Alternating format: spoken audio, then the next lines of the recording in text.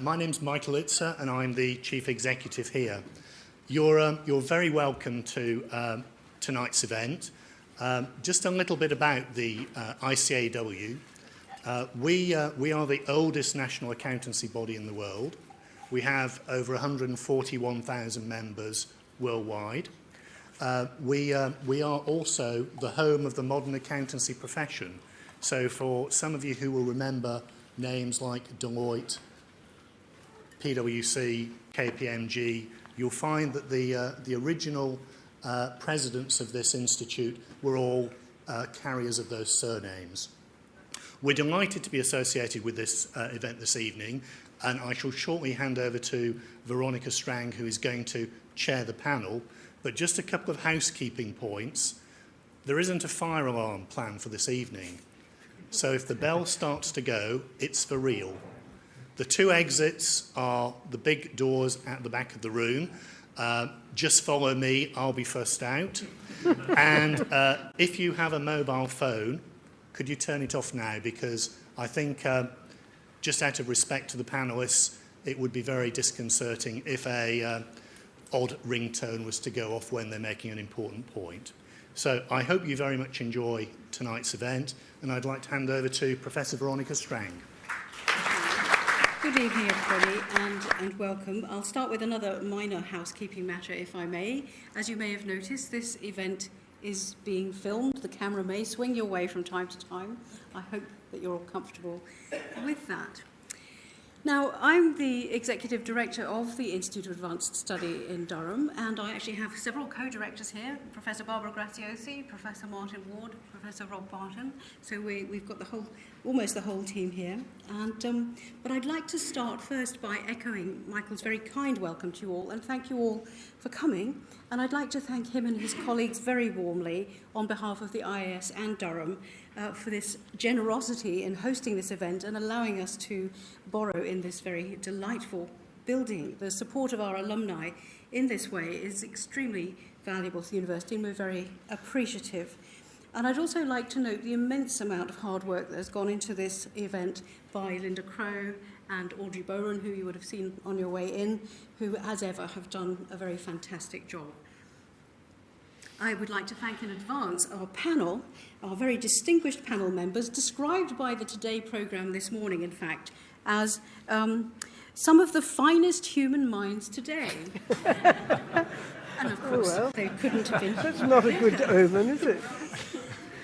So they're very kindly given us the benefit of their time and thoughts this evening. We're very pleased to be able to bring you a very wonderful range of different perspectives, which is what the IS is all about, to our discussion. So we have Dame Gillian Beer, who is the King Edward VIII Professor Emeritus at the University of Cambridge, whose work on Darwin and ideas about evolution is very well known.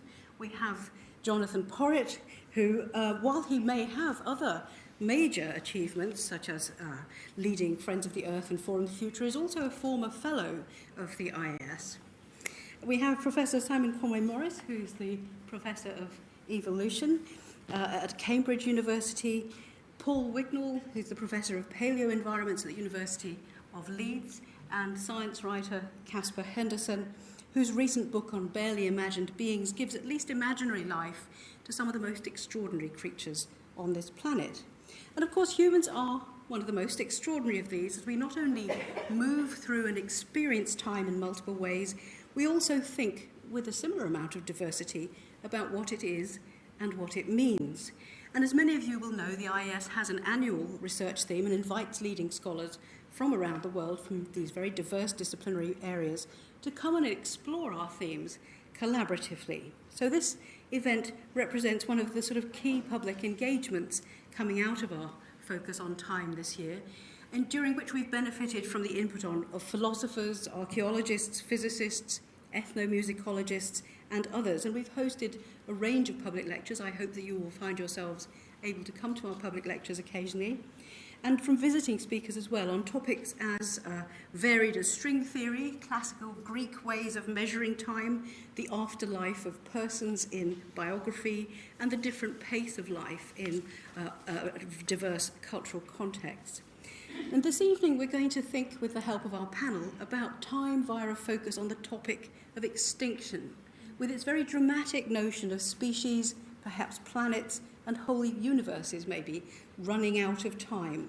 And with that project very much in mind, I will hand over to our panel, and what I'm going to ask them to do is just start us off by spending a minute or two telling you about what they do, what their perspective is on extinction, and then we're going to table some general questions and topics and discuss those, and then we're going to hand over to you for Q&A. So without further ado, can I ask Jonathan, would you like to just start us off at that end?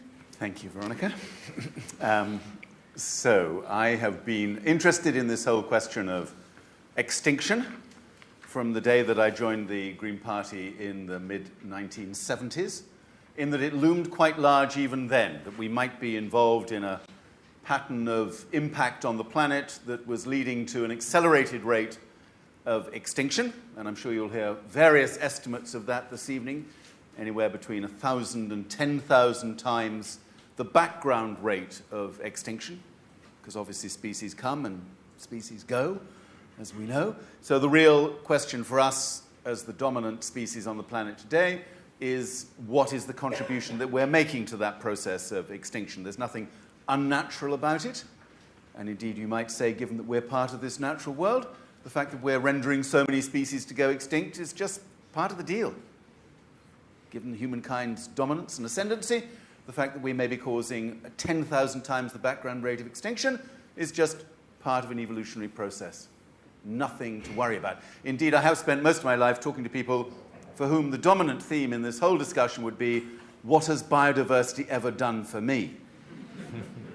And therefore the loss of a few creatures, particularly the ones that we're not really very keen on, the little gribbly bits, for instance, and the ones that bite us or sting us or cause great difficulty in our lives, we really don't seem to care terribly much about them at all. So for me, this has been a 40-year journey trying to talk about the critical significance of maintaining biodiversity in as productive and diverse a state as we possibly can, and bringing people to some kind of understanding about the moral implications behind all of that. And if needs be, I will default to a discussion about morality, given that I'm surrounded here this evening by so many scientists who may sort of go at it from a different perspective. Thank you. Well, thank you. My first test is to remember who I am. My name's Simon Conway Morris. The second thing I should say is I come from a very entrepreneurial university, and I've therefore taken the precaution of selling most of my time to the rest of the panellists, which is a necessary sort of thing. By background, and Paul will also explain in a moment, we're both paleontologists, though I don't work on extinctions per se. The reason I've become interested in this area, really from the view of earth sciences and geology and time and that sort of business, is first of all, mass extinctions, which some people argue we're in at the moment, are indeed utterly catastrophic. But myself, I think it's no accident that our interest in mass extinctions is because, without sounding too dramatic, we live in what I choose to call a thanatocratic culture. It's one which is not infused with optimism.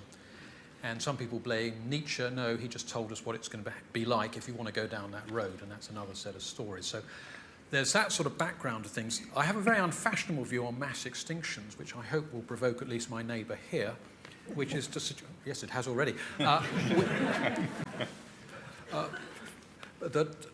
my view is that actually mass extinctions in the geological context, and this is something you may or may not want to read into our present dilemma, accelerate the inevitable. In other words, they give us time for nothing. What will happen is going to happen, but brings things forward. And I could give examples from the demise of the dinosaurs and the rise of the mammals and that sort of thing, and all the rest of it.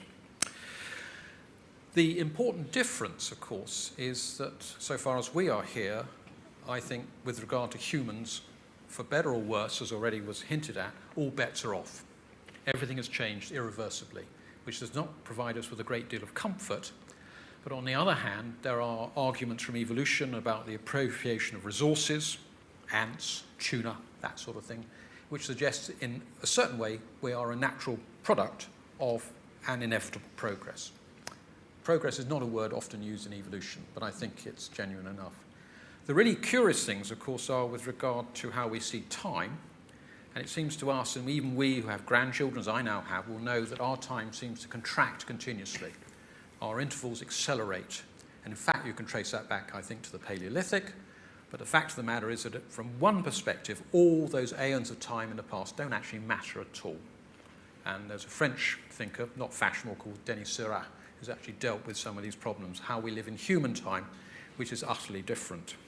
And so the only other thing to say is that so far as our future is concerned, which of course concerns these good people here, you could take either a very optimistic view, which I do, which is actually it's exhilarating, it will be different, or you can be terrified, in which case, then the best of luck to you. Paul. Okay, well, thank you, Simon. Yes, as you just said, I'm a paleontologist and geologist from the University of Leeds. I've made most of my career, I've been working on mass extinctions. They're commonly said to be the big 5 mass extinctions in the geological record, and I work on 4 of them, well, 3 mainly. The famous one is the one that killed the dinosaurs, the KT event 65 million years ago. That's the one I don't work on because it's very crowded and a bit complicated as well. So I work on the ones that were before that, particularly one 250 million years ago, as well as being interested in, I'm probably interested in sort of what died, how quickly it died and what caused it. That third sort of part has led me on to work particularly on volcanism. All mass extinctions coincide with gigantic amounts of volcanism. That leads on to what the volcanoes do, and they belch out lots of gas, particularly gases that we're familiar with today, like carbon dioxide, sulfur dioxide, and so on. And so, in a way, it leads on to sort of the more modern-day concerns about extinction and environment and climate change as well. Working on the past is quite relaxing and reassuring. Everything's happened, we can't change it. But as you then realise that, in fact, well, are we doing the same thing today as happened in the past, then you do start to worry slightly. And as a geologist, then you start to worry about the timescales and the rates at which things happen, which is actually very hard to get out of the geological record. Geologists deal with millions of years. We're also very good at dealing with things which happen in a few hours, like sort of events and things. But we're not very good at dealing with things that happened over hundreds or thousands of years, which is, ironically, the sort of timescale that we're interested in. My name's Gillian Beer, and I've worked a good deal on Darwin's writing and on his cultural effects, both among his contemporaries and indeed among us now. And the thing that most intrigues me in relation to this question of extinction is why it is that Darwin was really quite sanguine about extinction. He saw it as inevitable, ordinary, humdrum, not something to be too concerned about. And how did we get from that position? He felt sad about it as well sometimes, but his main feeling was this is the way things are, and because of natural selection, he could also think that some of the most apt organisms were being selected so that there was a hope, and he sometimes used an advertisement form of things which were new and improved. His children used to laugh at him for these ways he talked like an advertisement. So he, I think, managed to quieten in himself and to some extent in his contemporaries some of the fears that might have been raised by the perfectly ordinary mechanism of extinction.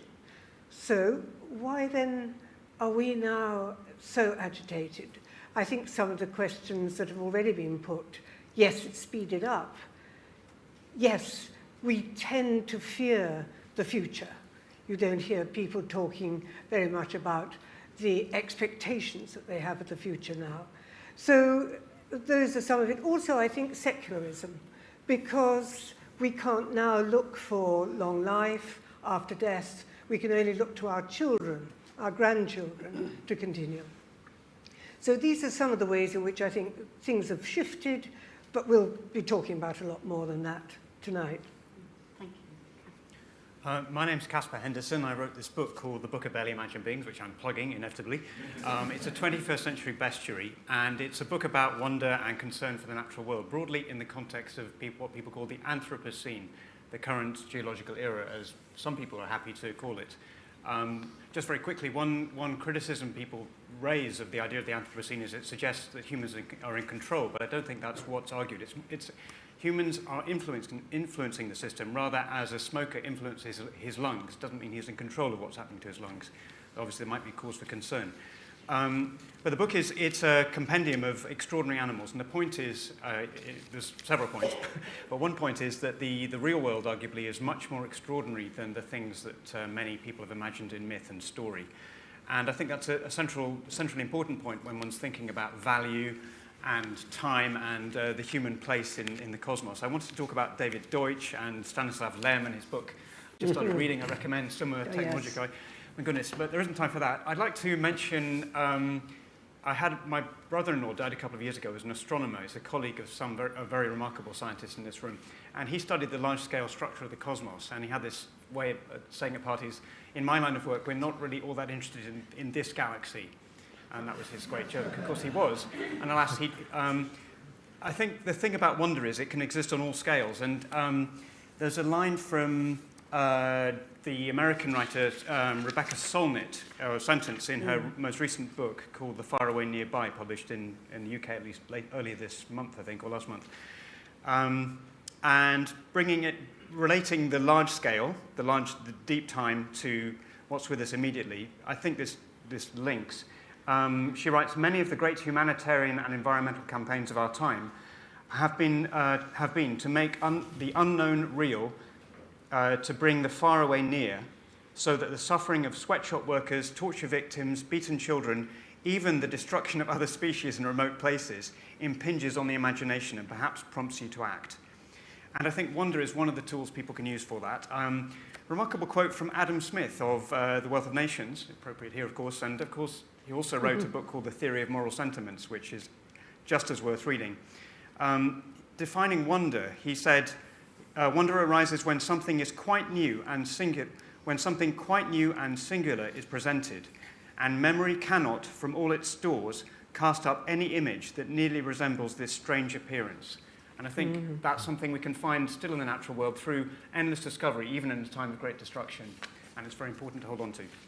Thank you. I'm going to come back around to the question of wonder, but what I'd actually like to table first is the issue of scale, which you've mentioned and which is implicit in what a number of you have said. Because, the notion of that vast, long vision of evolutionary time is relatively recent one for human beings, and there are plenty of people on the planet who still don't accept that very deep concept of time. And so my first set of thoughts is about time itself. How has such a large, long vision changed our ideas about time? Does situating recent history into a much larger scale make human activities seem insignificant? And you mentioned the notion of just this galaxy, in that huge scale of the universe, is the spatial issue as well, in the same way. Should we be horrified by just how much anthropogenic change we've managed to create within our own planetary system in such a tiny period of time? Or should we simply think that, it's just a blip in the vast scheme of things? So I think one of the things I might also ask the panel is, how has that long vision of evolutionary time changed the panel members' views on time itself? Who wants to jump in first? I'm just going to ask the panel to jump in informally rather than make this a sort of clockwork thing. So I'm going to rely on you to take the initiative. Perhaps I can use my last 30 seconds and then I can be quiet for the rest of the evening, you see. But, I think from a geological perspective, there was until fairly recently the sense that there was almost no end to time, in as much as Lyell and people before him, Hutton, just saw an endless cycling, and it didn't really matter when it started. And there's an analogy to that, of course, I think, with Fred Hoyle and his continuous creation of a universe. And Hoyle actually introduced his ideas for a theological reason, I think, which is he wanted to avoid the embarrassment of how to explain the origin of life, but that's another story. Whereas in Earth history, to the very first approximation, it's a linear process. It's a very slow process, but on the other hand, there are a series of irreversible changes, of which perhaps rather trivially, except for us, was the invention of oxygen for an atmosphere. When that happened, then again things changed forever. And it's something you really can't go back on, but it allowed far more active metabolism, for example, and ultimately allowed much later, again for reasons which are very obscure, the rise of animals. So that in one way there is, and again there are religious traditions which speak in that direction, a sense of endless cyclicity, and of course archaeology deals with this in a different way, versus those who see perhaps wrongly a linearity, and of course that's very dangerous, because you then assume perhaps wrongly, that there is an end point, or maybe rightly as it so happens. But even so, the idea is that one is on a journey which really is going somewhere rather than simply ultimately returning to some starting point. And I think geology, so far as it has any claim to respectability, has imposed on us now this idea of a planet which does change in very interesting ways. Plate tectonics round and round and round, atmosphere stabilises, but even so the biosphere does change, I think, in a way which is more complex and more interesting. So the irony is, until about 100,000 years ago, we were probably in the time which was the richest of all biospheres. And then, of course, the rest is history. Can I just ask Simon? I mean, there is an end point. Is that a rhetorical question? No. I am led to believe that there is a point for us on this planet. Oh, yes. Where life, as we understand it, in any form whatsoever, will not be available to any species, whichever ones the planet may then be occupied by. So it isn't endless cyclicity. Sure. It is an endless cycling up to the point where there is nothing. One day it will, and oddly, it now turns out most likely that although the habitability was thought to give us about 5 billion years grace, it's much less. Don't worry, no, it's not next Wednesday. It's okay. The tubes will continue to run, or not, as case might be. But round about 800 million years, which is not a great deal of time. Are we down to 800 million? I'm afraid so. Oh my God. I tried to persuade President Barroso, but no, he had to have none of it, as discussed. Yes, so of course there are other planetary systems which have much longer life periods, if they are indeed habited, which might be another set of stories. But that's true, yes, and of course then again you go into all sorts of fantasies about abandoning the Earth. But the irony is, towards the end, we will almost go, as H.G. Wells described, into a reverse, where first we go, then advanced life forms go, then even the bacteria ultimately disappear, and we revert to the same as we started. And some people might find an agreeable symmetry. I find it hideous, but that's another story. There's a question of timescale looking that far in the future. I mean, modern humans have been around, depending on your definition, 50, 200,000 years, the genus around 2 million. So looking 800 million in the future, it's very likely it's going to be something that wouldn't be recognizable as human, and some people talk about a singularity in this century or some... But certainly evolution isn't going to stop. So humans are not around for anything like that period into the future, even in the best scenarios where we don't blow each other up. But an unhelpful remark might be, as was mentioned, I think, by Paul, and also Gillian with regard to Darwin, is the normal figure is 99, but it's probably 99.99%. It doesn't matter. Of all species which have ever lived are extinct. Yeah. And we see that because you come to the Sedgwick Museum in Cambridge or down to the Natural History Museum. They've all gone. It's not totally clear why they've gone, actually, because they're pretty well adapted. There's another set of stories there. But there may be just one exception, to be provocative, and that's us. And again, not that I think we engineer ourselves or anything like that, but we do have the wit and the wisdom, sometimes, occasionally, to actually, in a way, know what we're doing. And again, this sounds somewhat megalomaniac, but it's not meant to be like that at all. It is the argument that once you know what's going on, and we are the only species, more or less, which has done that, welcome to the crows, then, in fact, as I said before, all bets are off. And of course, you might think, well, in 800 million years, and perhaps some of you know first and last men, and there's sort of these multiple species going on, the 17th man and all the rest of it. And I think that sort of science fiction is, in a way, very inspiring. Not because I think it's going to happen like that, but it's a reminder of how we might be. And again, it's a question of, as I totally agree, our imagination and our wonder, which is a thing which is generally lost sight of, is something we can reignite. I mean, implicit in what you're saying is a vision of progress, which resonates a little bit with what Gillian was saying about Darwin, as having a sense that things are moving forward into a new and improved form over time, and that there was progress to be made. But counterbalancing that are the anxieties that Jonathan's expressed about, and that Casper's hinted at, the destabilisation of the system through extinction, which has made us perhaps question our assumptions about progress and technological development and expansion and forward motion. So are our contemporary anxieties largely due to the fact that we can see the accelerating effects of our impacts on the material environment, or have we simply become more pessimistic and dubious about progress. And I think perhaps this is one for you, Gillian. I think it's clear that there are great fears at the moment. There's guilt, which tends to provoke fears. There's hubris, the feeling that we've managed everything. We're human beings. We can make things happen. We can make things continue. So how come we can't manage this? Those are freezing response rather than liberating it, I think. But beyond that, there's also perhaps a sense that variability is being lost. And I go back to Darwin. I mean, he had the three principles which didn't lie very easily together of hyperproductivity. You always have too much of everything. You have an extraordinary array of diversity. And then you have selection cutting across those two. Now, if you lose variability, if in fact there are not so many species, there are not so many kinds, then you begin to get a kind of decimation which goes faster and faster. And that's what we're being threatened with. We're told at the moment that perhaps, however many species will get lost in the next 50 years. Now, 50 years is a very short time compared to those aeons in which, in a leisurely way, we think of evolution occurring. So I think those sort of anxieties certainly have frozen our responses. And on the other side, as you were saying about wonder, I actually think that television and film has had the effect of making us far more acquainted with other forms of life, and that we don't go to the museum and see butterflies stamped like that. We see them in motion, so that we have learnt to feel more intimately with other life forms.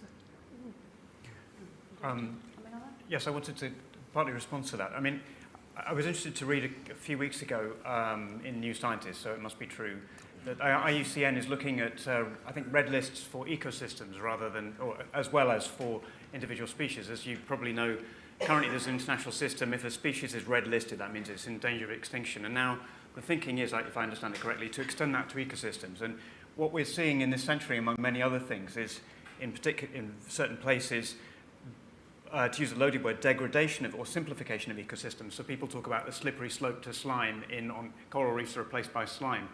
That's a concern for us now, but in the medium and longer term, ecosystems in the past have shown incredible abilities to re-evolve and restore themselves. After the Paleocene thermal maximum, the corals came back. It took millions of years, but they did.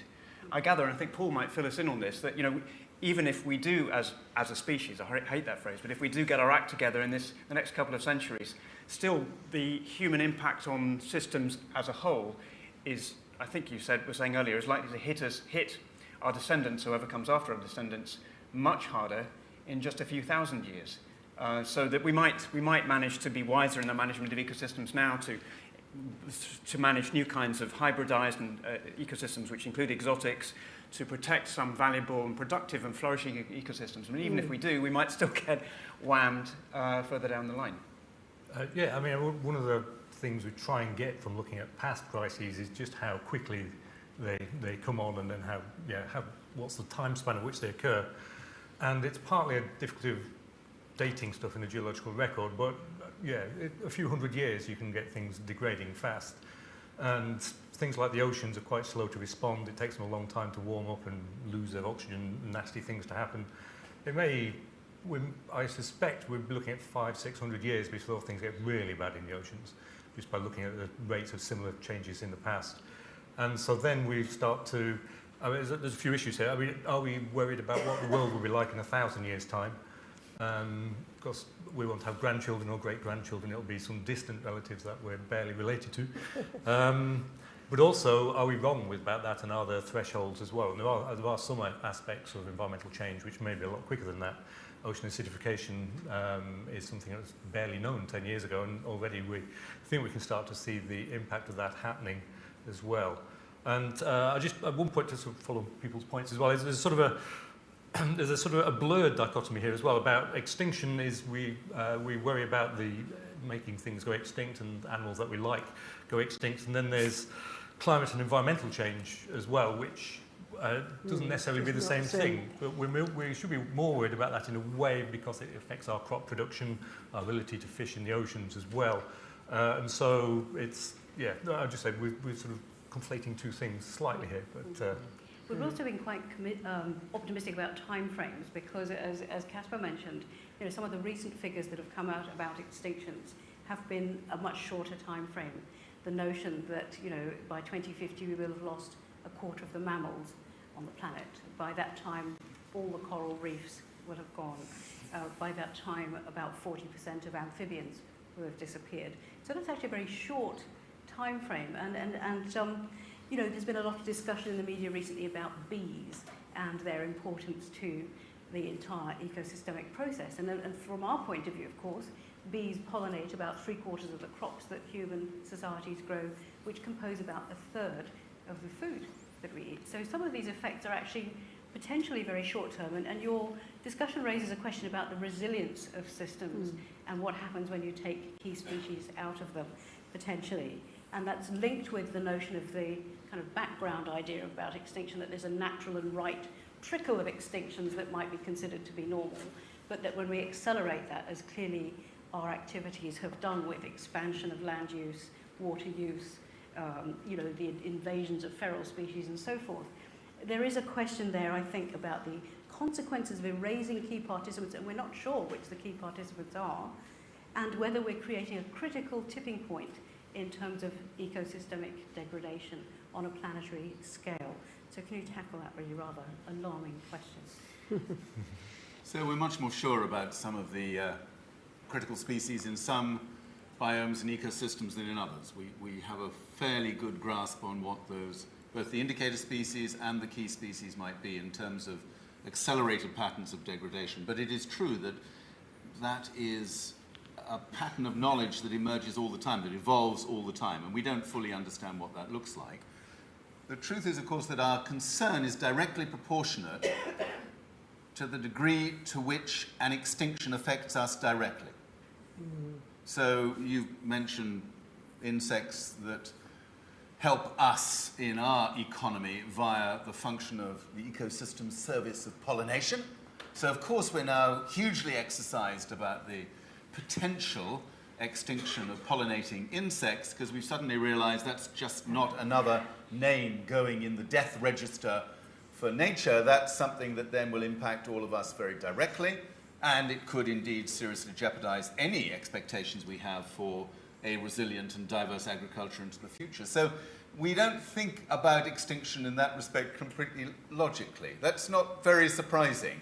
It's quite hard to think about the implications of extinction, and we are bound to focus on those things that have a more direct impact on us first. So I think we are sort of more prepared to understand some of those chains of consequence that unfold as we impact on different ecosystems, but we still tend to go to the bits that affect us directly. But in doing so, Jonathan, I mean, if people start to look at bees, once they start to look, they begin to understand, one hopes, that bees can only thrive as part of richer, flourishing ecosystems in which the things they've never heard of do play a role. And so there is actually perhaps a message of hope there or something. Well, I think there is, and certainly the focus on single species. The conservation movement, the environmentalists were once very focused on what are known as the charismatic megafauna. So all of those big, usually big creatures, often quite sort of charismatic as in they make a big impact on us visually. They often have big brown eyes because that's really fantastic for fundraising literature, obviously. And we think that if they were to go extinct, it would have horrendous effects throughout their ecosystem. That isn't necessarily the case. I don't want to upset anybody here, but if the panda goes extinct, it's possibly not the end of the world. I know that's not really something I should say like that as a former trustee of WWF and still very concerned about the panda, and still I want everybody to be worried about the panda, especially as it is WWF's logo. Wouldn't it be awful to have a logo like the dodo, which had just gone? You'd have to... So that's where we used to go as conservationists. Now you've noticed, as Caspar says, people don't tend to talk about the species in isolation. They talk about the species in its ecosystem. and progressive conservationists today talk about the species in the ecosystem, including human beings. Now, I know that may sound a bit obvious to all of you, but for conservationists, that was pretty radical. Because by and large, if you're going to do the panda, you did the panda, and you didn't worry too much about all the other human beings on whose lives the panda actually depended. That's changed enormously. In just the last 50 years, attitudes to conservation around threatened and endangered species has changed completely. And you do still get people very narrowly focused on individual species, but not anything like as much as we used to do. So ecosystem effects have kicked in a big way, shaped our minds quite dramatically. Definitely. But this may be no consolation to anybody here, and I certainly don't come down from Cambridge with that sort of message at the best of times, but there is a wider view again, which won't help us or our putative grandchildren, and this is something Paul and I'm beginning to see already that you haven't noticed we're sitting beside each other for a very good reason. They're not on our side. But on a longer time scale, there are two things we do know, and Paul's the expert on much of this. First of all, that species are adaptable, of course, but when things happen whereby they have to reinvent themselves, this is on a longer time scale, they're very good at it. And there are lovely examples in Madagascar. When they turn up there, they redo things. Now, of course, Madagascar is an example of a biosphere in trouble. There's another bag of stories there. The second thing is, of course, to a certain way, and I think you mentioned the so-called late Paleocene thermal event, which most people regard as a sort of dry run for the current global warming, and there's some evidence that roughly they're parallel. But in other sorts of cases, including ocean acidification, we've been there, we've done that. It's not much fun, but things pull through, and the corals are mentioned, and of course, any of you who've been to a coral reef, as I've been lucky enough to, I was wowed by it. They are astonishing places.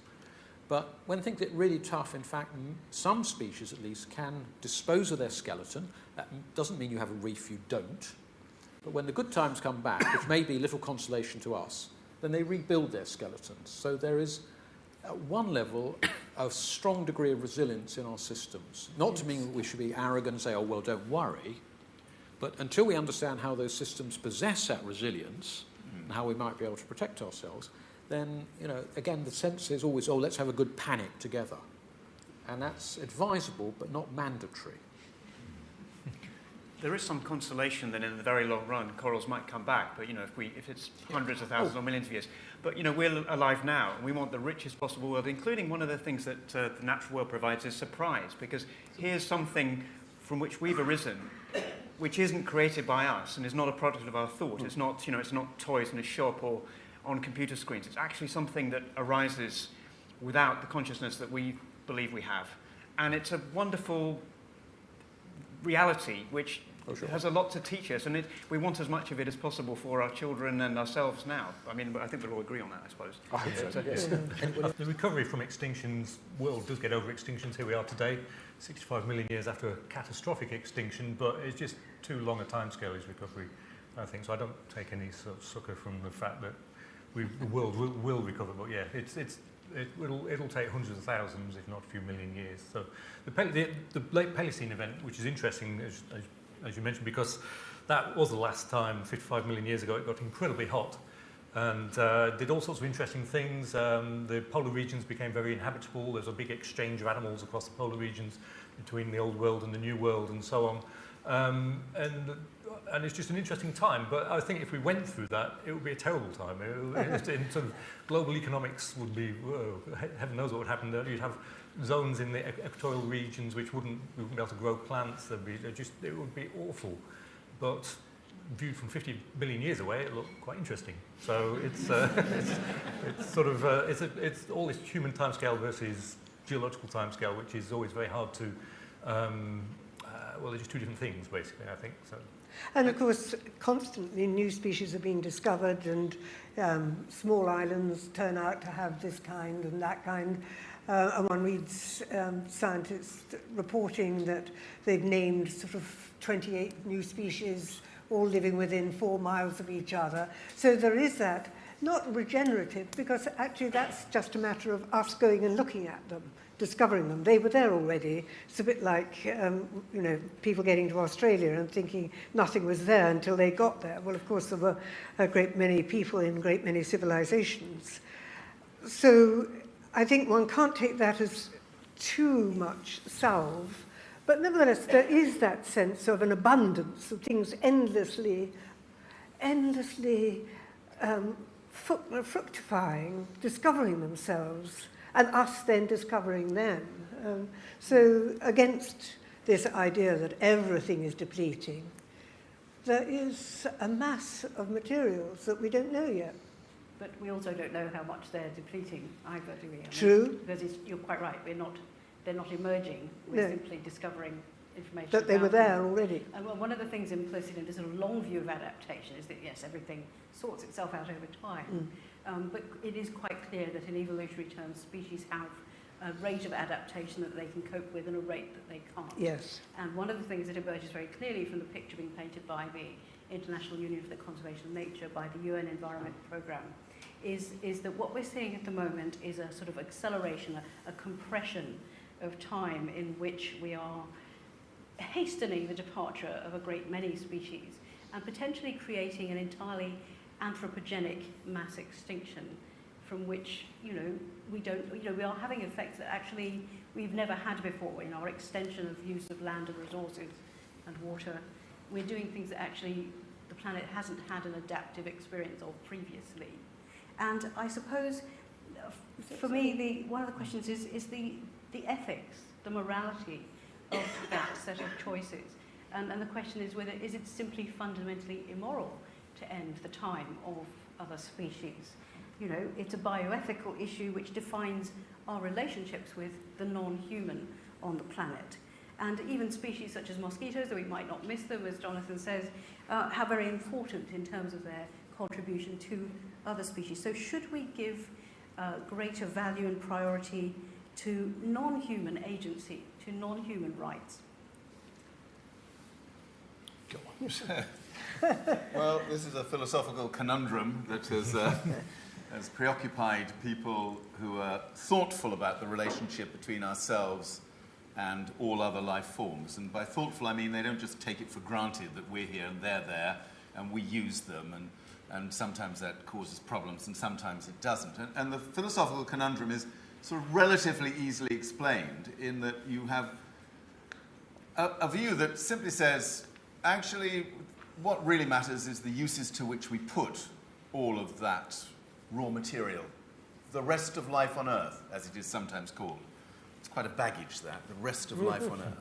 And this is a very instrumentalist view, and it leads to the conclusion that we ought to be worried about mass extinction, and we ought to be worried about stewardship of the natural world and keeping as many species alive and productive and healthy as possible, because, who knows, they may be of some use to us, either today or in the future.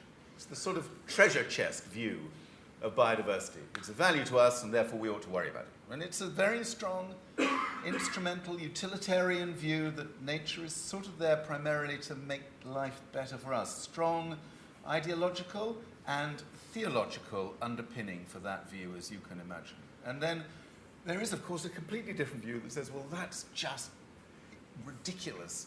We ought to take it from the completely opposite point, as Veronica was suggesting, and every species should be seen as having value in and of itself, regardless of its value to us. The so-called intrinsic value approach towards life on Earth. And from that perspective, we have an ethical, moral responsibility to reduce the risk to any single species as much as we possibly can, because that ought to be our starting point as the most powerful species on Earth. And everybody is positioned somewhere along that kind of continuum. And you have extremists at both ends, as you can imagine. And an extreme intrinsic value person would avoid causing any damage to any species anywhere, like Jane Monk's making sure that you don't actually kill even an insect inadvertently by treading on it, all the way through to out-and-out utilitarian mega carnivores who just think, oh, sod it. Let's eat it, or use it, or exploit it, because it doesn't really matter, because it isn't terribly important, and actually it's there for us anyway.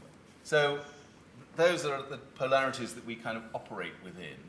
You can place yourself on that. It's quite difficult being at either extreme, but...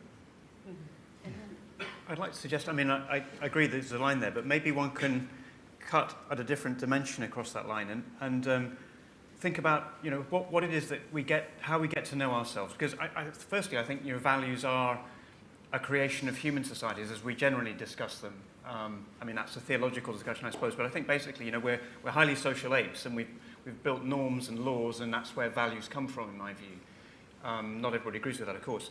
But, you know, if you do take that position, or even if you don't, you can still, we have to ask, what is it that makes us what we are? And part of what it is what we see which is not like ourselves, and that's how we discover ourselves. And that includes the ways in which we're like other animals and the ways in which we're unlike them. So we have symbolic language and culture in a way that, to a degree at least, that no other animal that we know of does. That's a significant difference. And we're a highly technological animal, at least going back to the use of fire to change ecosystems maybe hundreds of thousands of years ago or more, the early stone tool technology. We're a highly technological animal, and we need to just be fully aware of that and recognize that the power of the species and civilizations is such that it's likely that we are necessarily going to be highly instrumental and technological, but we have the choice not to regard everything as a standing reserve. I think that's Heidegger's phrase, you know.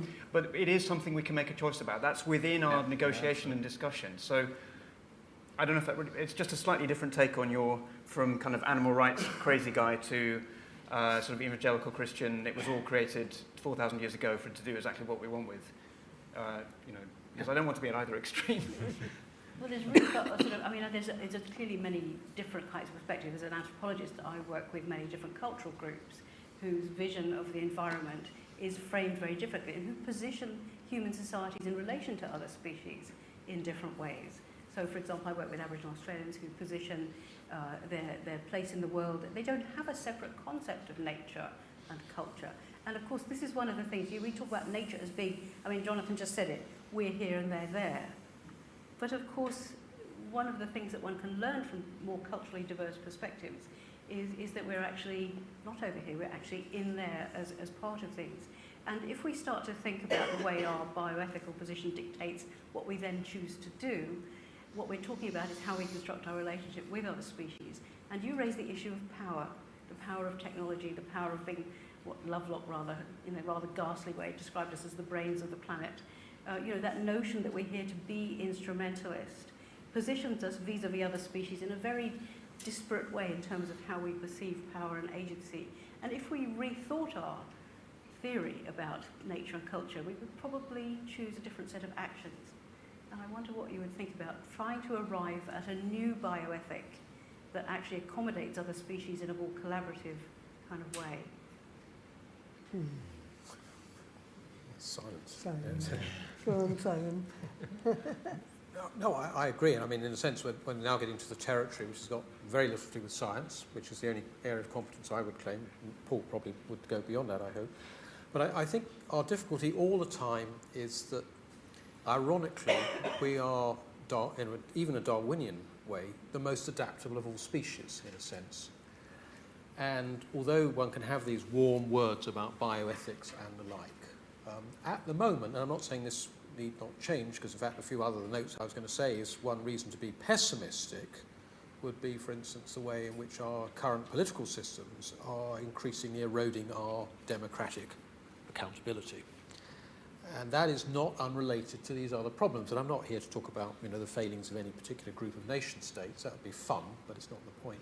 But our problem here is also that, of course, we are becoming increasingly urbanized. And also, of course, we live in a very safe environment here, thank goodness. But I'm sure many of you have been to China, which I go to quite often. And any of you who haven't been there, then you can go to places which 2 years ago did not have a city. And they have a city, fully functioning and effective, and all the rest of it. So, as and when you want to struggle with this problem, and it's been mentioned in passing, a theological aspect, a religious aspect, an ethical aspect, and all these things are actually intrinsically human, undoubtedly, wherever they come from. My problem I have at the moment is that we just don't have a traction to persuade people. I'm not saying we shouldn't, or we don't, or we won't, but warm words in London, compared with a new city in Guizhou province, I can tell you there's a big difference there. And it's an observation not very helpful, but it is the way the world has gone. That's true, but that takes us into some quite interesting territory that is fundamentally political. I mean, this isn't just a squishy matter of ethics, is it? Or religious beliefs. It's a matter of our social and political relationships in terms of how we manage our economies, whether we're committed to competitive, growth-based types of economic practices, whether we are committed to trying to find less competitive, more reductive kinds of ways of being. So I think recognising that these are also political relationships with other species is quite a useful way to open up another way of thinking about these things. And Jonathan, I'd be really interested in your thoughts on that. Yeah. Shoot me down. Well, no, I can't shoot you down because I think you're being very pragmatic, and realistically speaking, I can't see any route to us adopting a new bioethic based on an enlightened sense of the reciprocity between all life forms and understanding exactly what that looks like and what that means for us in terms of a different set of precepts and moral obligations. I can see no likelihood of that even being discussed in our political systems whatsoever. It's as impossible as thinking that, actually, it's almost so impossible, I can't think of anything as impossible as it. So, and the reason for that is that we've lost any kind of seriously mature discourse about what the role of humankind might be on this planet, or is there a purpose to our existence, or is this something that we should be thinking about over the long time that lies ahead of us, if we're lucky. We just don't talk like that anymore, and our politicians are just completely disinterested. It's not just politicians in Europe or America, as you're saying, Simon, it's the same wherever you go in the rest of the world. So the way we would get at a new bioethic, and this is a complete contradiction in terms, because we won't get at it via ethics, is through a completely instrumentalist understanding of the devastation that will befall us and our species as a consequence of this calamitous mishandling of life systems. That's the way we'll get to a new ethic, via instrumentalism, a sense that we could manipulate the earth differently and better. Which is a very pragmatic kind of approach. Yes, it doesn't fill me with much joy, I have to say, but that's... Yeah. But on the other hand, that's also a question about approach, because we pointed to science as one of the potential solutions, but we haven't thought about the potential contribution of the arts and humanities and the social sciences to this question. And I think there's also a case to be made for a much more diverse disciplinary perspective on this that actually produces more joined-up thinking of the kind that you're talking about. But you wanted to come in there. Yeah, I didn't think I'd be doing this evening. Paradoxically, I'd like to defend politicians and the Chinese.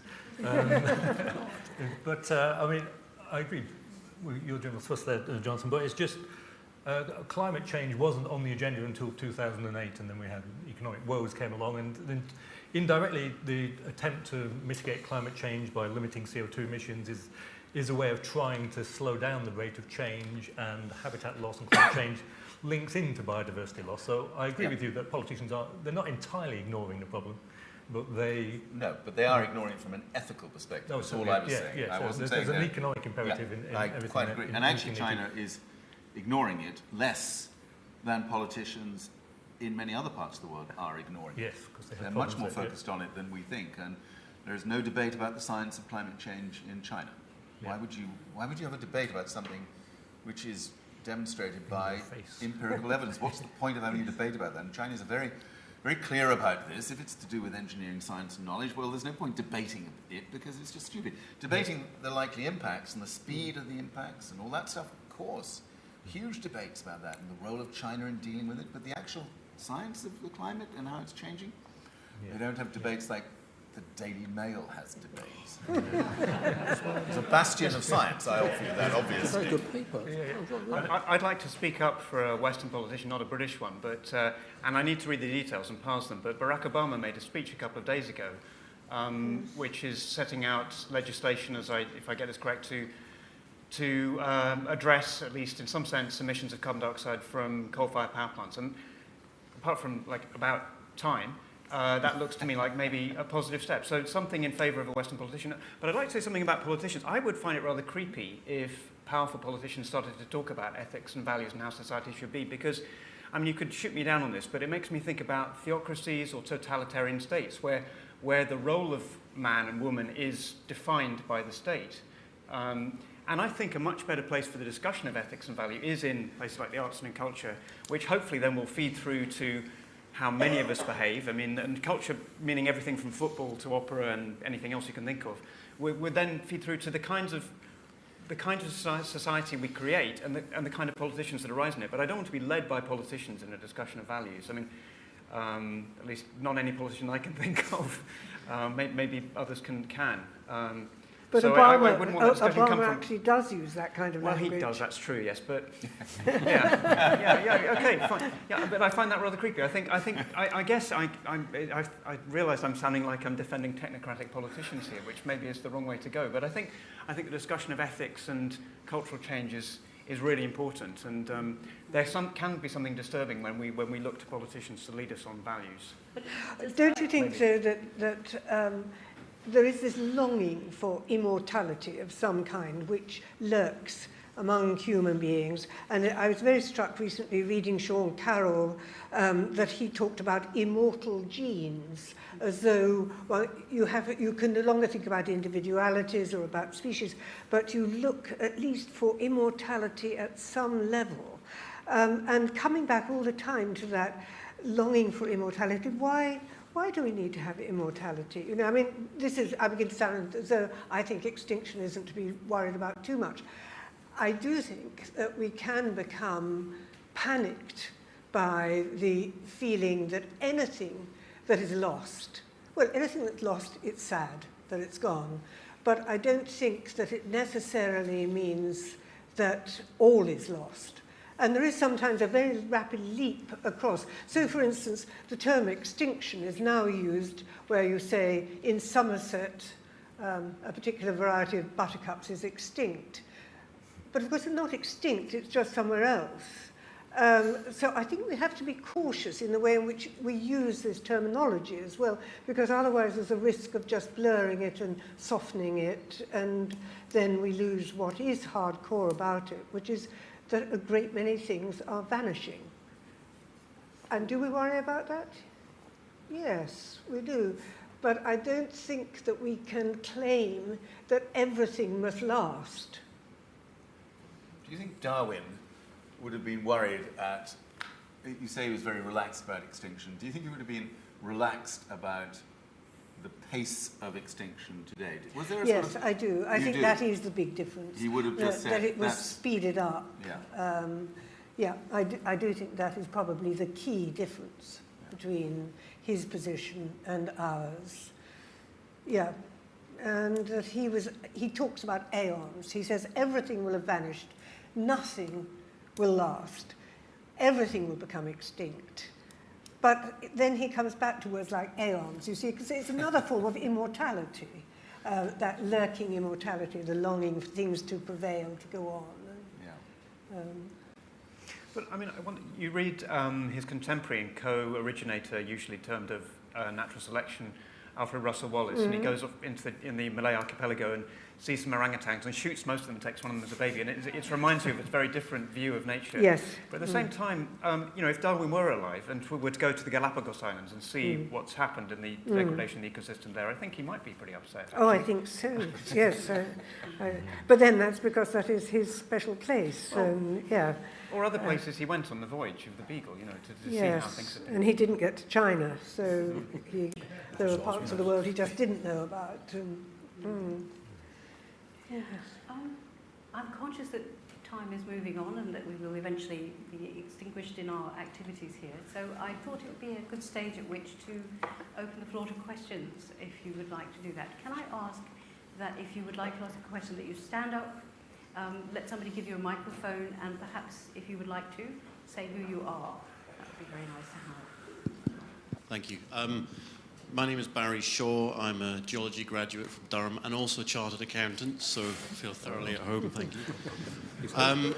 Professor Conway mentioned earlier that in the next 800 million years, perhaps humans may not, perhaps we still may look the same as we do at the moment. But how does that stand with everything else on the planet? Because if we stay the same as we are, then if you look at the evolution of human beings over the last 200 million years, we've come on enormously. Now you'd expect everything else then to come on enormously underneath us. But if we don't change, what do? Do we spend the next 800 million years squashing everything else when it starts to threaten us, or something else? Do we bomb off to another planet and go and live there?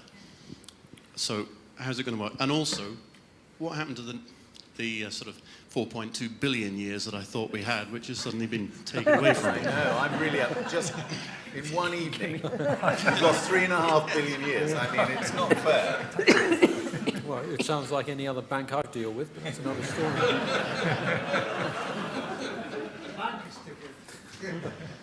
Perhaps I can try and begin to respond to your kind question.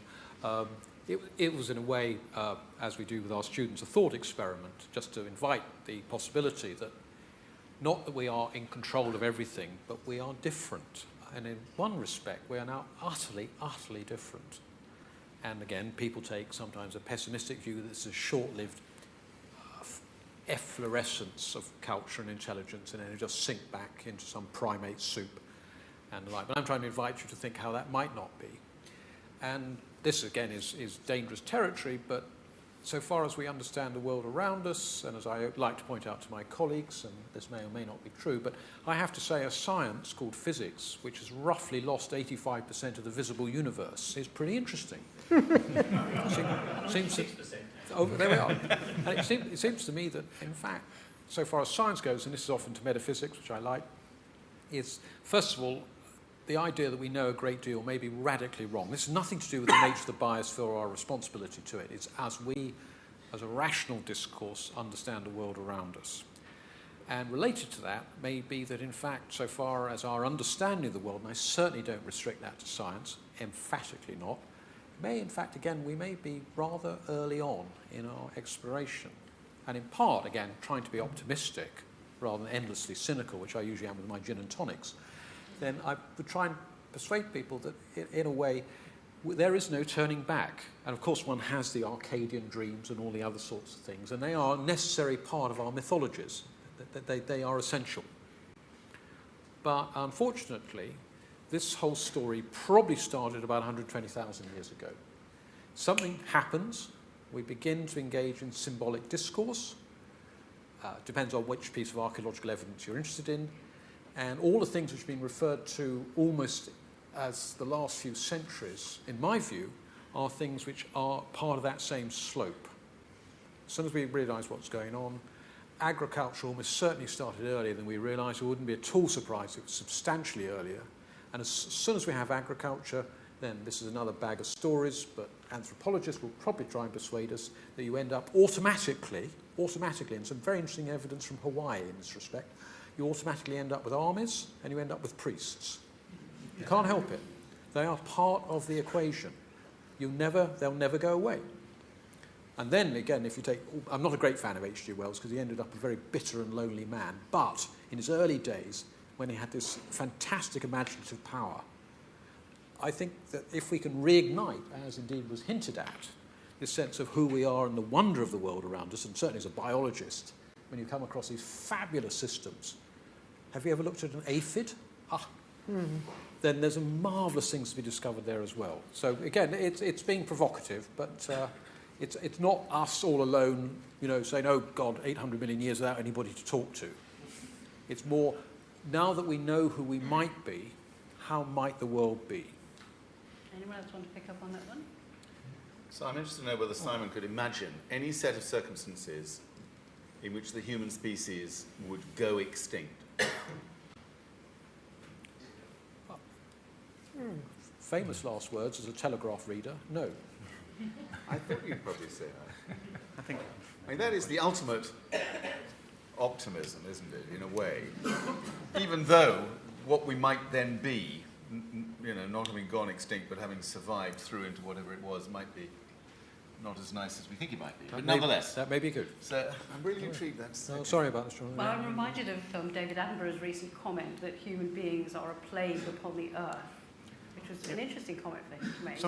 At the front of my book, I quoted Montaigne, the greatest malady is to despise our being. Yeah, I think that's really fundamental. We need to bear that in mind but and the point treasure that what he we had are. added to that was that if we don't take in hand our expansive tendencies, that the other species on the planet are going to do it for us. So that sort of taps into a little bit of what you're saying there, John. But I see we have other questions from the floor. Jocelyn Bell Burnell, and an astronomer.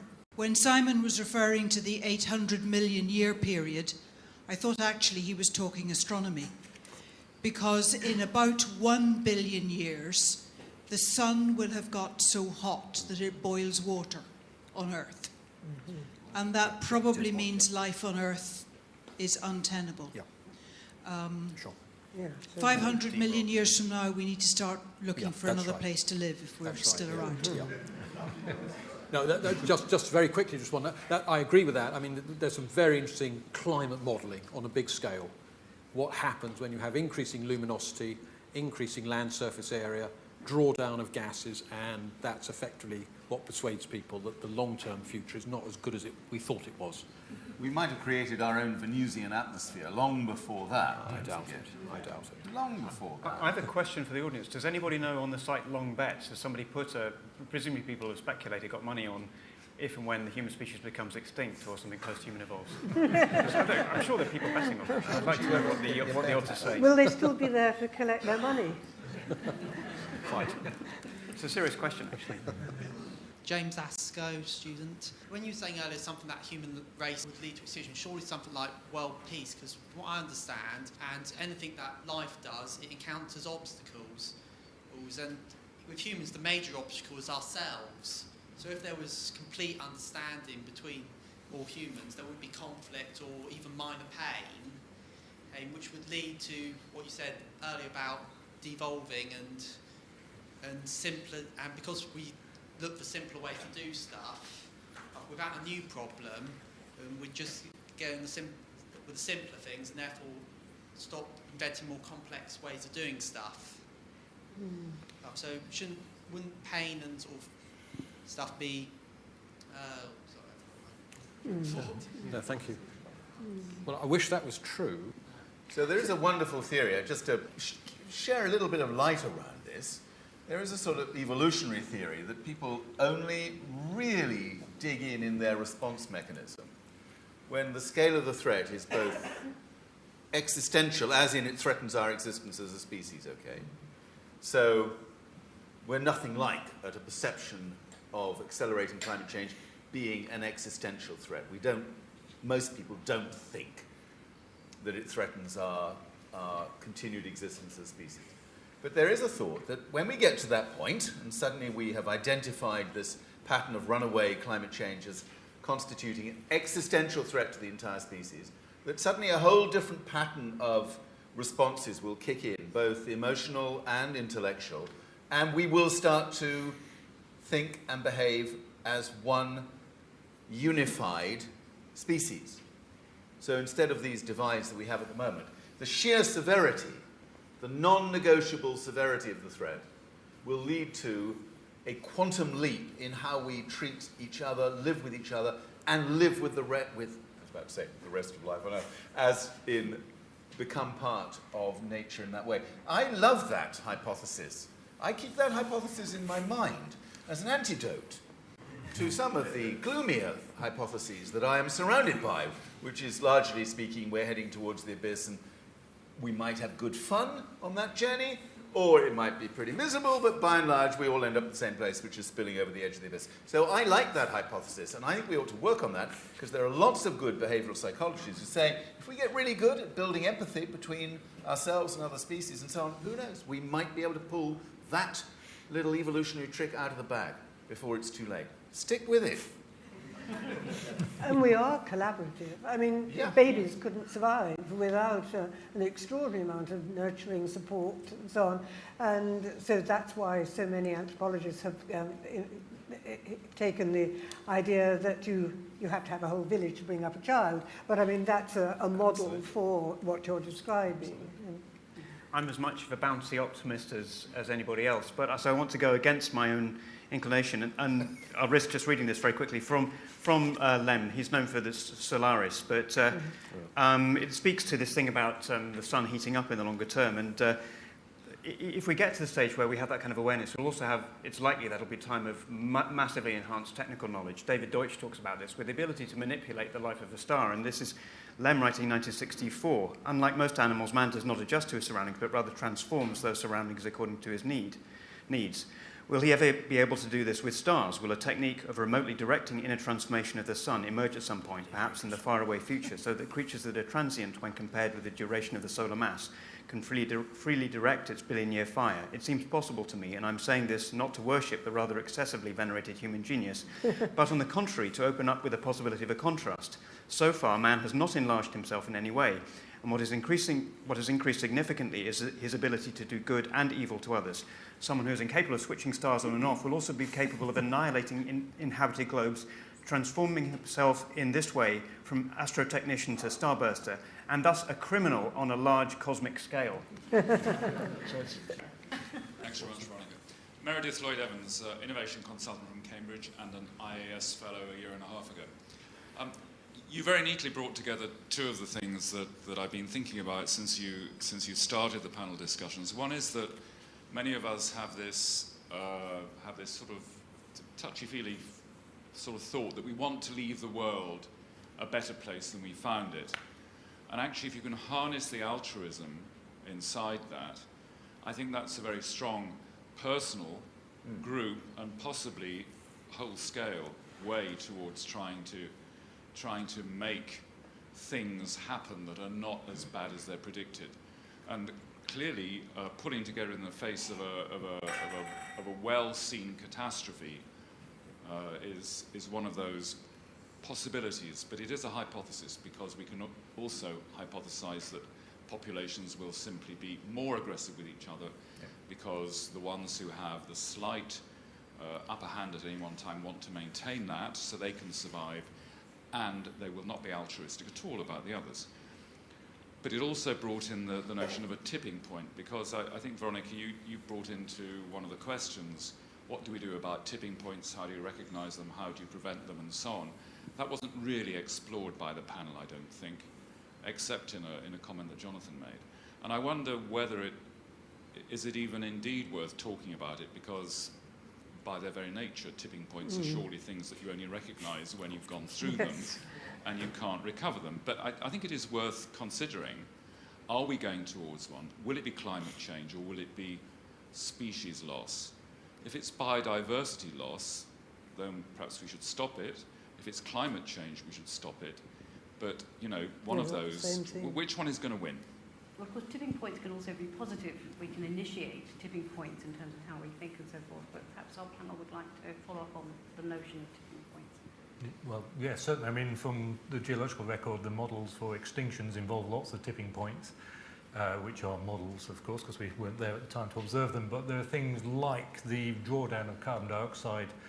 A lot of it is done in the oceans by plankton and little microscopic things just sinking out CO2 in the form of their shells and their organic matter.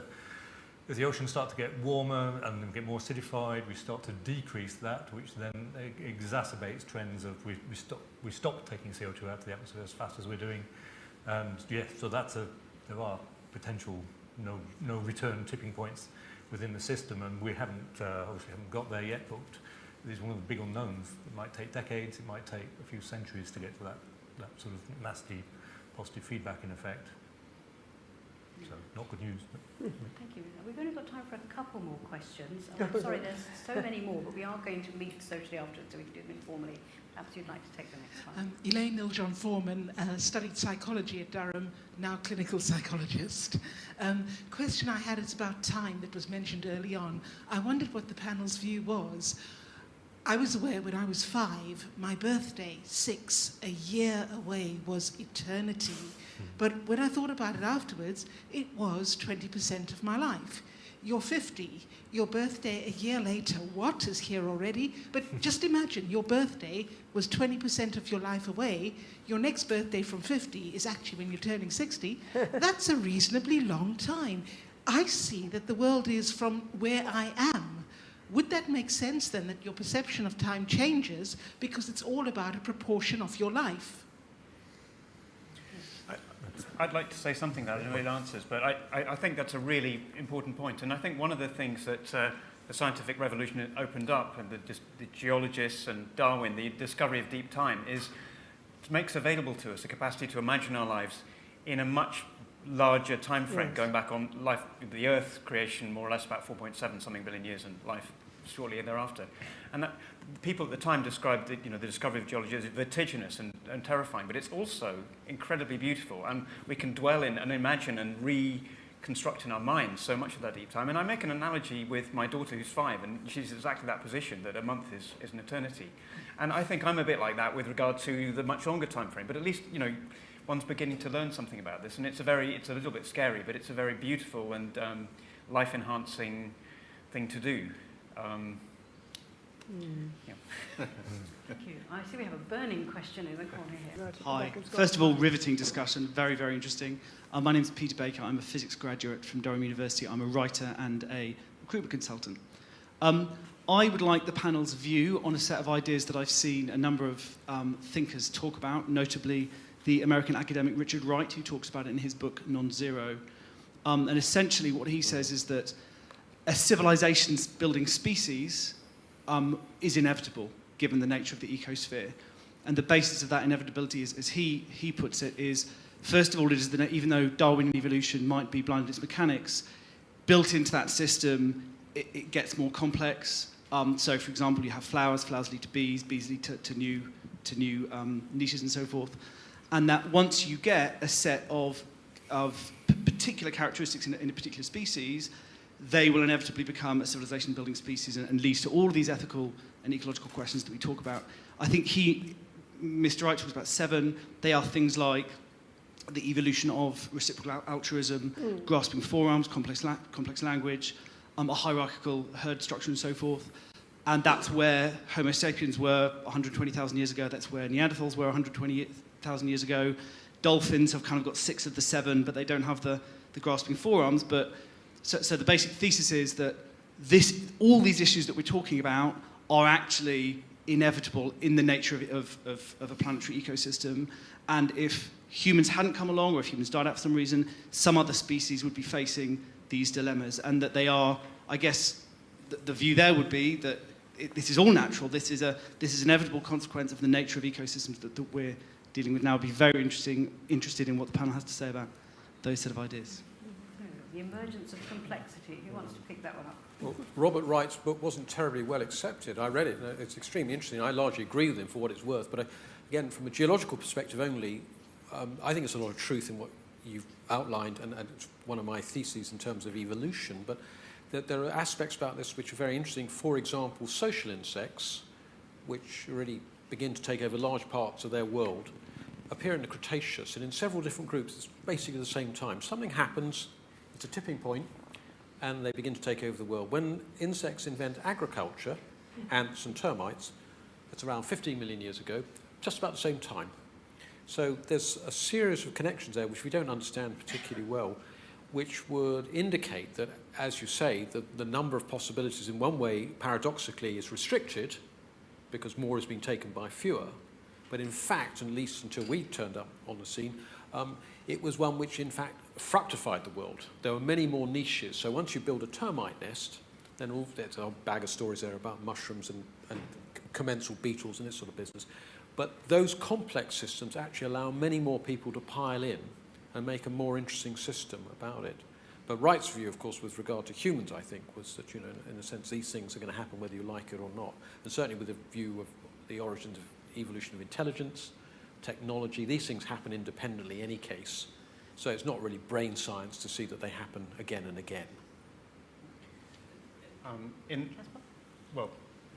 the history of life, Tim Lenton and Andrew Watson wrote a book about this, whose title I can't remember, but and taking an idea developed by somebody else, they identify these crucial advances in life. As you say, evolution itself is random, but things are selected, and therefore they talk about complex cells, multicellular organisms, eusocial animals, complex symbolic language. There are 5 or 6 or 7 of these since the origin of life, and what's the next one? But that's a very big picture. On the human scale, I read recently, many, perhaps other people have, Steven Pinker's book, The Better Angels of Our Nature, where he, a lot of people laugh at this when they first hear it. He is arguing that there's a trend, supported by good data, he argues, that despite what you might think, human societies are becoming better organised and less violent. Rates of murder, rape, and indeed even killing and war really are coming down. And this is not inevitable. It's not necessarily going, but it does look like there's a real trend here, and that we have the capacity to learn from this and maybe to keep it happening. And that's, I think, a very interesting idea to entertain, even if one's first reaction is to say humbug, nonsense, which is not my view. Actually, I think he has a good case. But it does open up an optimistic potential for more kind of collaboration down the line. I think there were several. There's somebody at the back who's been waiting. Yes, I can see it. Sam Gray.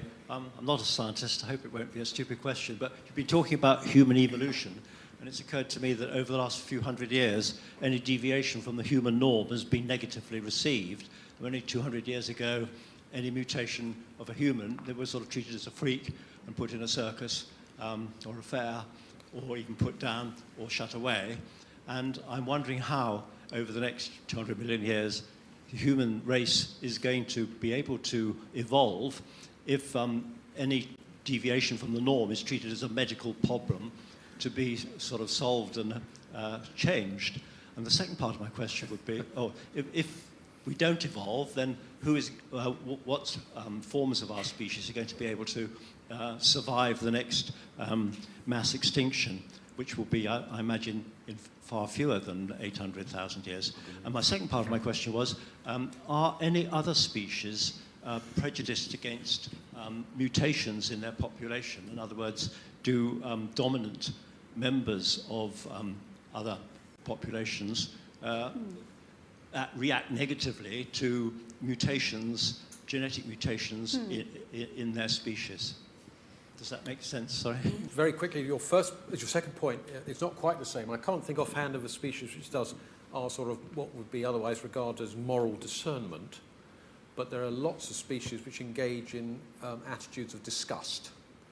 And things like, for instance, in ant colonies, those which are responsible for carrying the corpses away and so forth, they're a doomed party. So there are social organisations, and it's a big question as to whether you can extrapolate what we see in the natural world to the human condition. I don't think you can, as it happens, not in a simple way in any case. But the other point is, ironically, perhaps Gillian will shoot me down on this one, is that we're no longer a Darwinian species. We're a Lamarckian species. Irony of ironies. Who would have guessed? So I want to come back on your thesis that we are more intolerant now than we have been before. And I want to bear out what Casper says, because it's not just Stephen Pinker's book. There's a wonderful American author called Jeremy Rifkin who's written this extraordinary study of how empathy has changed over the course of human history, and how, in fact, we are now, according to his hypothesis, living in much more empathetic times. And part of that empathy is we're less intolerant of deviations from the norm. We are actually more embracing of this, of difference, than we've ever been before. And so there is a very strong counter-argument to the fact that our intolerance levels are being ramped up all the time, and that our nasty bit is always getting the best of us. And I'd prefer to go with that. It is an astonishing book. I really do strongly recommend it. I just want to come back to how do we know what we're going to look like? Look, none of us know. I mean, I think Simon mentioned earlier on this wonderful singularity idea, that the convergence of some of these different technological trends are taking us into literally unforecastable territory. When you look at what is happening in terms of artificial intelligence, in terms of genetics, nanotechnology, cyber technologies of one kind or another, it is probably not very valuable to spend a great deal of time thinking what the human species is going to look like even in 100 years. I know that sounds really odd, but according to those guys, Ray Kurzweil and others, the pace of change now is going to go into a kind of hyper speed, where all of these things converge together within a very short period of time, and we as a species become sort of completely different from where we are today. Now, frankly, I don't give a monkeys about all of that. I'm sorry, I really don't. I'm a sort of time-limited person. I've got to focus on what we need to do to stop being so idiotically stupid in our lives today. I can think about the lifespan of our children, because that is, in my mind, a lot. So take me out to another 50 years, I can sort of begin to think of that stuff. Speculation beyond that, I don't know. I think it's a bit self-indulgent, to be honest, and I'm saying this as someone who's just finished writing a book about what the world will look like in 2050, which is as far as I can go. And actually, there are many points in the book where I just said, I have no idea, but I'll write something as if it was 2030, and let's hope nobody worries about 2050, because the speed of change is so great. But the good news is, 2050, brilliant future for humankind, 8.6 billion of us, because actually the Pope has a miraculous conversion in 2019. 8.6 billion, not the 9.4 billion that we're threatened with, and we're all leading good, empathetic, peaceful, intelligent lives, living well with life on Earth and making sense of all of these mysteries. So this is my plug for my book, which is a future book, you see, because it'll emerge in a few months' time.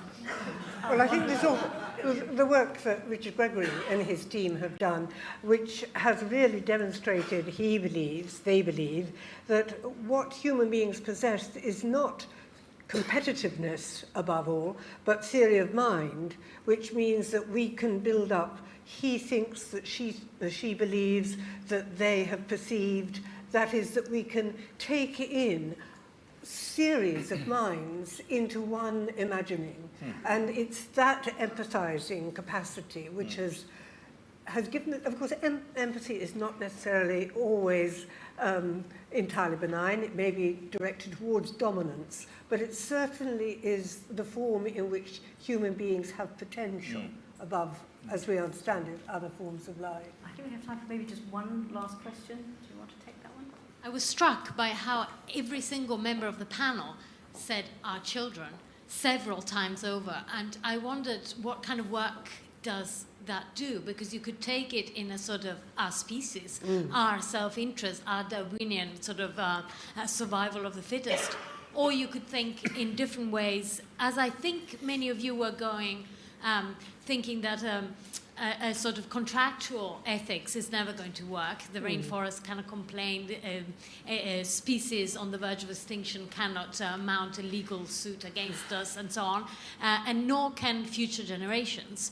And so that would then be a question about ethics based on non-litigants and on people who cannot get back at us, partly because they don't exist yet, or because they're babies, or because they're different species. That was sort of where my mind was going.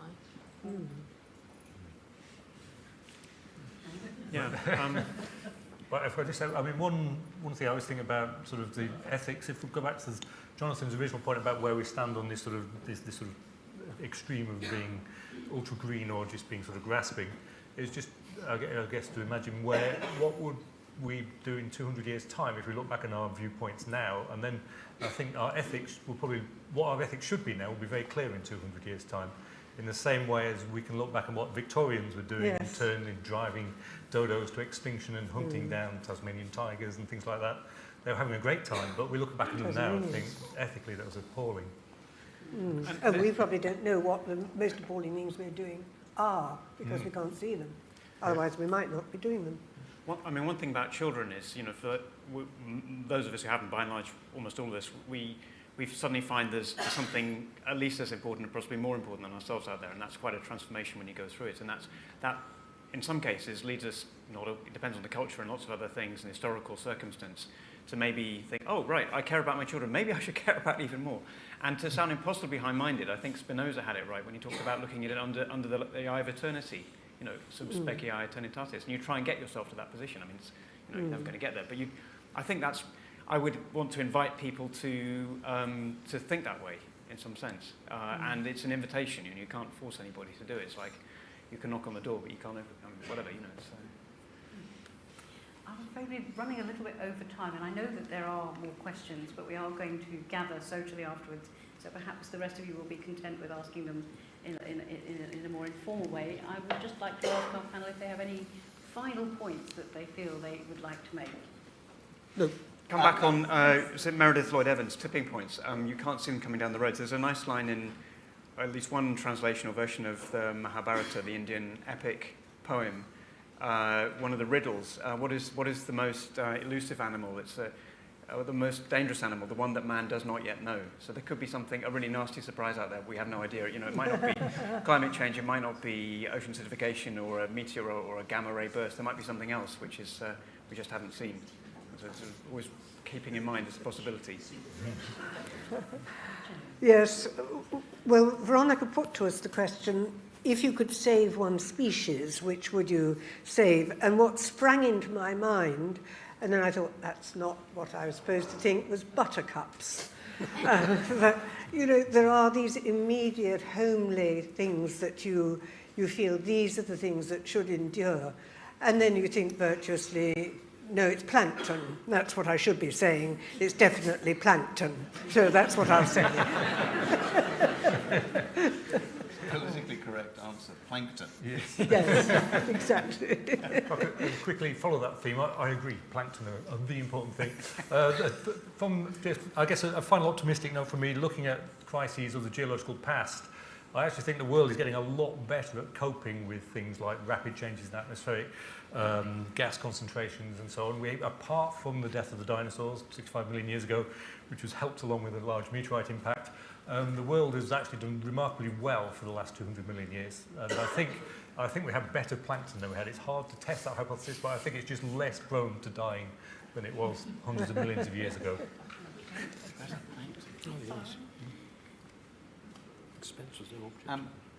So, Simon, you? No, I've finished. Yeah, I want to drink. So do they. I'm sure they do. So I want to come back to something Simon said in his opening comment, which was to talk about reversibility and things not being reversible. Well, the great thing about this discussion is that we have cottoned on that actually almost everything is reversible, apart from that point in 800 million years, but maybe scientists will change their mind again about that. No? Okay, sorry. No, that one is definitely not reversible, okay. But there is something quite reassuring about reversibility in the system. And over dinner we were talking even about the old cliche that extinction is forever. I remember writing a Friends of the Earth leaflet in 1986, which had as its headline, "Extinction is forever." And now, of course, scientists are coming to the rescue again and saying, no, extinction isn't forever, really. Just hang on to enough genetic material, and in due course, we will recreate the species that we have rendered extinct. So even extinction is now not forever, okay? This is the brilliance of the human species, and I leave it to you to work out whether I'm being ironic or not.